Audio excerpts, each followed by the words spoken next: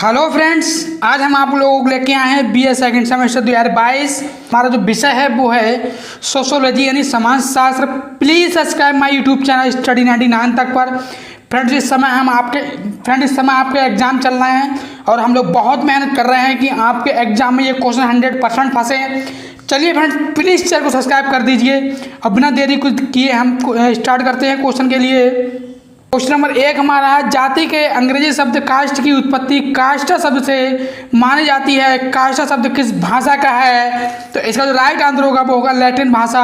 Option number 1 इसका right होगा। चलिए फ्रेंड्स आगे देखते हैं। क्वेश्चन नंबर 2 हमारा है, जाति व्यवस्था का सर्वप्रथम लिखित उल्लेख मिलता है तो वो आपका ऋग्वेद में मिलता है। ऑप्शन नंबर 1 इसका राइट होगा। चलिए फ्रेंड्स आगे देखते हैं। क्वेश्चन नंबर 3 हमारा है, जाति शब्द की उत्पत्ति का पता सर्वप्रथम किसने लगाया? तो इसका जो राइट आंसर होगा वो होगा ग्रेसियर डी ओर्टा ने। चलिए फ्रेंड्स आगे देखते हैं। क्वेश्चन नंबर 4 हमारा है, जब एक वर्ग पूर्णतः वंशानुक्रम पर आधारित होता है तब हम उसे एक जाति कह सकते हैं। यह कथन किसका है? इसका राइट आंसर होगा वो होगा चार्ल्स एच कूले का। चलिए फ्रेंड्स आगे देखते हैं। क्वेश्चन नंबर 5 हमारा है, जाति एक बंद वर्ग है, यह कथन किसका है? तो इसका जो राइट आंसर होगा वो होगा मजूमदार तथा मदान। क्वेश्चन नंबर 6 है, जाति की प्रकृति होती है तो इसका राइट आंसर होगा वो होगा बंद। जाति की प्रकृति कैसी होती है? तो बंद होती है। चलिए क्वेश्चन देखते हैं 7। क्वेश्चन नंबर 7 हमारा है, निम्नलिखित में से जाति निर्धारण का आधार क्या होता है? तो इसका जो राइट आंसर होगा वो होगा जन्म से। जाति का निर्धारण जो होता है जन्म से होता है, ना कि व्यवसाय की ना कि क्षेत्र से। चलिए क्वेश्चन नंबर 8 देखते हैं। GS धुरिये ने जाति व्यवस्था की संरचना तथा इसके प्रमुख नियमों को कितनी विशेषताओं के आधार पर स्पष्ट किया है? तो इसका जो राइट आंसर होगा वो होगा 6। ऑप्शन नंबर 4 इसका राइट होगा। चलिए फ्रेंड्स आगे देखते हैं। क्वेश्चन नंबर 9 हमारा है, निम्नलिखित में से जाति का कार्य बताइए। तो इसका राइट आंसर होगा वो होगा उपरोक्त सभी, यानी मानसिक सुरक्षा भी है, सांस्कृतिक सुरक्षा, व्यवसाय का निर्धारण भी होता है जाति के आधार पर। चलिए फ्रेंड्स आगे देखते हैं। क्वेश्चन नंबर 10, व्यवसाय और केवल व्यवसाय ही जाति प्रथा की उत्पत्ति के उत्तरदायी है, कथन किसका है? तो ये जो कथन है वो है नेस्फील्ड का। ऑप्शन नंबर 3 इसका राइट आंसर होगा। चलो फ्रेंड्स आगे देखते हैं। क्वेश्चन नंबर 11, जाति की उत्पत्ति का व्यवसाय सिद्धांत किसने दिया है? तो इसका जो राइट आंसर होगा वो होगा नेस्फील्ड ने। ऑप्शन नंबर 1 इसका राइट आंसर होगा। चलिए फ्रेंड्स आगे क्वेश्चन नंबर 12 है, निम्नलिखित में से कौन जाति प्रथा की उत्पत्ति के व्यवसायिक सिद्धांत से संबंधित है? तो इसका राइट आंसर है उपरोक्त सभी। नेस्फील्ड भी है, ब्लड भी है, डेलमन भी है। चलिए फ्रेंड आगे देखते हैं। क्वेश्चन नंबर 13 देखते हैं। इसके 2 ऑप्शन नीचे छप गए हैं। जाति की उत्पत्ति के धार्मिक सिद्धांत के प्रतिपादक है? तो इसका राइट आंसर होगा वो होगा होकार्ड एवं सेनाट। ऑप्शन नंबर 3 इसका राइट, ऑप्शन नंबर 4 इसका राइट आंसर है। फ्रेंड्स आगे देखते हैं। क्वेश्चन नंबर 14 है, हट्टन का जाति प्रथा की उत्पत्ति का सिद्धांत किस जनजाति के अध्ययन पर आधारित है? नागा जनजाति के आधारित है। चलिए आगे देखते हैं। क्वेश्चन नंबर 15 हमारा है, निम्नलिखित में से कौन जाति नहीं है? तो इसका राइट आंसर होगा भील एक जाति नहीं है। चलिए आगे देखते हैं। क्वेश्चन नंबर 16 देखते हैं, विवाह स्त्री और पुरुष के पारिवारिक जीवन में प्रवेश करने की संस्था है, ये कथन किसका है? दोस्तों इसके 3 ऑब्जेक्टिव नीचे दिए हुए हैं, लेकिन इसका जो राइट आंसर है वो होगा बोगार्ट्स। ऑप्शन नंबर 1 इसका राइट आंसर होगा। चलिए फ्रेंड्स आगे देखते हैं। 3 ऑप्शन के ये हैं। आगे देखते हैं। क्वेश्चन नंबर 17 है, जिन साधनों द्वारा मानव समाज यौन संबंधों का नियमन करता है उन्हें विवाह की संज्ञा दी जा सकती है, परिभाषा किसकी है?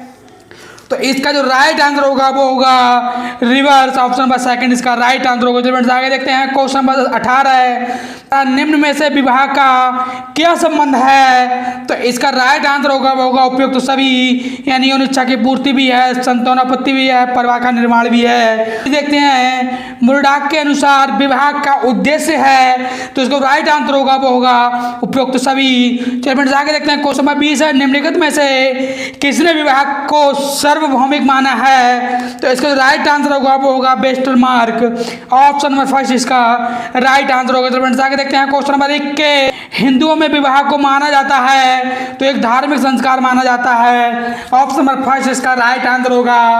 चल friends question number 22। Question number 22 है हमारा, हिंदू विवाह एक धार्मिक संस्कार है, ये किसने कहा? तो इसका जो राइट आंसर होगा वो होगा doctor KM. Kapadia.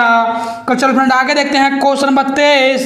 Question number 23 हमारा है, धर्मशास्त्रों द्वारा हिंदू विवाह के किस उद्देश्य को मान्यता दी गई है? तो इसका जो राइट आंसर होगा, इसका जो राइट आंसर होगा वो होगा पुत्र जन्म को। ऑप्शन नंबर 4 इसका राइट होगा। क्वेश्चन नंबर 24 देखते हैं, हिंदू विवाह का उद्देश्य है, तो इसका जो राइट आंसर होगा वो होगा उपरोक्त सभी, यानी कि धर्म भी होगा, प्रजा भी होगा। और फ्रेंड 2 ऑप्शन इसकी और हैं, देखो नीति और उपरोक्त सभी इसका राइट आंसर है। चलिए फ्रेंड्स आगे देखते हैं क्वेश्चन नंबर 25।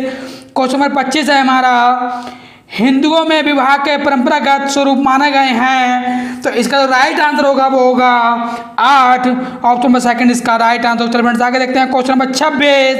क्वेश्चन नंबर 26 हमारा है, निम्नलिखित में से कौन सा हिंदू विवाह सर्वाधिक प्रचलन में है? तो इसका जो राइट आंसर होगा वो होगा ब्रह्मा। चलिए फ्रेंड्स आगे देखते हैं क्वेश्चन नंबर 27।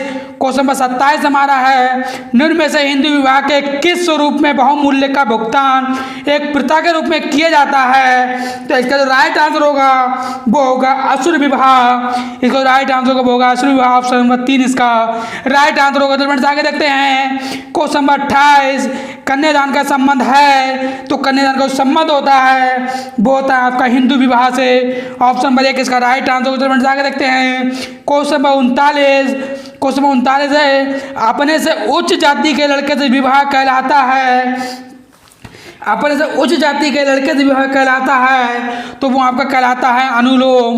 अनुलोम कहलाता है। ऑप्शन इसका नीचे दिया हुआ है। ऑप्शन नंबर इसका 3 सही होगा। चलो फ्रेंड्स आगे देखते हैं क्वेश्चन नंबर 30। उच्च जाति की लड़की निम्न जाति के लड़के से विवाह करती है तो उसे कहते हैं, तो उसे हम प्रतिलोम कहते हैं। तो उसे हम क्या कहते हैं? प्रतिलोम। ऑप्शन नंबर सेकंड इसका सही होगा। क्वेश्चन नंबर 31 देखते हैं, निम्न में से कौन सी हिंदू विवाह की विशेषता नहीं है? तो इसको जो राइट आंसर होगा वो समूह विवाह। तो फ्रेंड्स आगे देखते हैं क्वेश्चन नंबर 32। संवैधानिक रूप से हिंदुओं में विवाह के समय वर एवं वधू की आयु क्रमशः होनी चाहिए, तो इसका जो राइट आंसर होगा 21 वर्ष एवं 18 वर्ष। चलिए फ्रेंड्स आगे देखते हैं क्वेश्चन नंबर 33। मुस्लिम विवाह क्या है? तो मुस्लिम विवाह जो है वो एक सामाजिक समझौता है। ऑप्शन नंबर इसका 1 सही होगा।